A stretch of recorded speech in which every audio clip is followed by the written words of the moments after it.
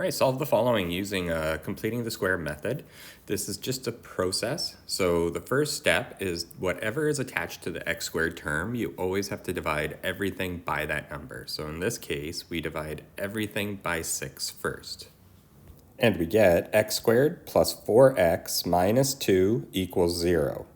So the next step is whatever the constant term is, so that's the term that doesn't have an x, needs to be moved to the other side of the equation. So I'm going to add 2 to both sides, and I end up with x squared plus 4x.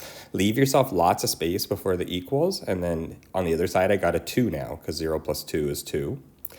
This is where we complete the square on the left-hand side. So I'm going to take half of the middle term, so 4 divided by 2 is 2, squared is 4, so I'm going to add 4 to the left-hand side, but instead of adding and subtracting like we did with parabolas, because it's an equation, whatever I do to one side of the equation, as long as I do it to the other side of the equation stays balanced. So I'm just going to add 4 to both sides of the equation. Now the left-hand side of the equation is a perfect square trinomial, so I just got to find two numbers that add to 4 and multiply to 4, which is 2 and 2. So it factors as x plus 2 squared. On the right-hand side, I got 2 plus 4, which equals 6. Now to get rid of that squared, we take the square root of both sides. When I take the square root of the right-hand side, where the constant is, we gotta always put a plus or minus. So we end up with the square root cancels the squared, so we just have x plus 2 equals plus or minus root 6. I'm going to move the 2 now over to the right-hand side of the equation, so I'm going to subtract it from both sides.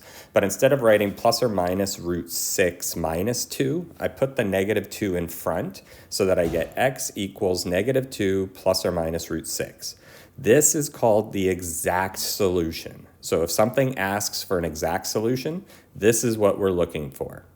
Now, if we want a decimal, we got to punch this into the calculator. So there's two solutions, negative 2 plus root 6, and this equals 0.45.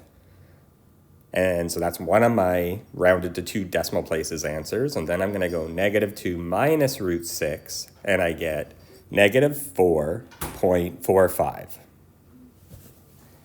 And there you have it. So if it asks for an exact solution, it's negative 2 plus or minus root 6. If it asks for answers rounded to 2 decimal places, it's 0.45 and negative 4.45.